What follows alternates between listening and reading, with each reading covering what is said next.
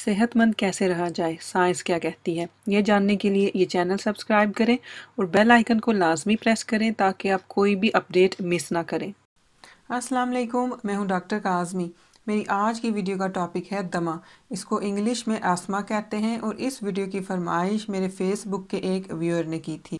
दमा एक फेफड़ों की बीमारी है। दमा तकरीबन उम्र के किसी भी हिस्से में हो सकता है, लेकिन ज़्यादातर केसेस में ये बीमारी बचपन में ही सामने आ जाती है। दमे के मर्ज़ की जो कॉमन अलामात हैं उनमें एक है खांसी।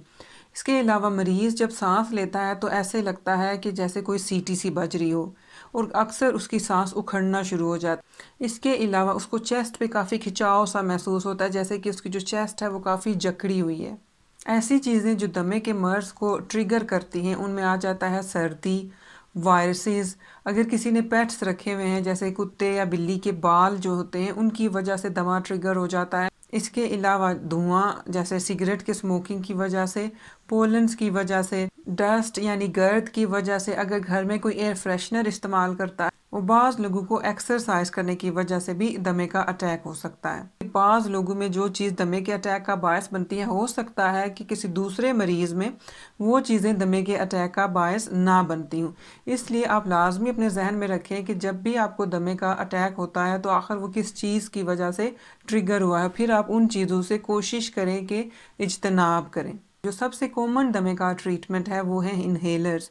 ये छोटी सी डिवाइसेस होती हैं जिनके ज़रिए आप मेडिसिन्स को ब्रीद करते हैं। इनमें एक किस्म है रिलीवर इन्हेलर। तो जब भी किसी को दमे का अटैक होता है या दमे की सिम्टम्स ज़ाहिर होती हैं तो फौरी तौर पर उनको रिलीवर इन्हेलर लेना पड़ता है और ये रिलीवर इन्हेलर थोड़ी देर के लिए आपकी जो अलामात होती हैं इनको ख़त्म कर देता है। जो इन्हेलर की दूसरी किस्म है वो है प्रिवेंटर इन्हेलर। ये आपको एवरीडे यूज़ करना पड़ता है ताकि आप दमे के मर्ज़ से बच सकें और आप में दमे की अलामात ज़ाहिर ना हों।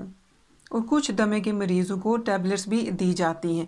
तो दमे को मैनेज करने के लिए अगर आप में से किसी का वज़न ज़्यादा है तो वो पूरी कोशिश करे कि अपने वज़न को कम करे और एक हेल्दी वज़न मेंटेन करे और ख़ुद को ज़्यादा से ज़्यादा एक्टिव रखें, क्योंकि जब आप ज़्यादा से ज़्यादा एक्टिव होते हैं तो आपके फेफड़े बहुत अच्छे से काम करते हैं।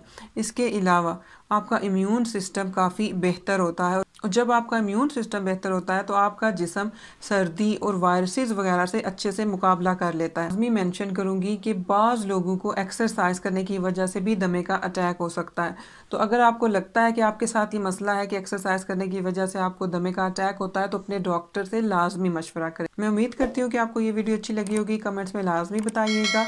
अपना ख्याल रखिएगा। इंशाल्लाह नेक्स्ट वीडियो में मुलाकात करते हैं। अल्लाह हाफिज़।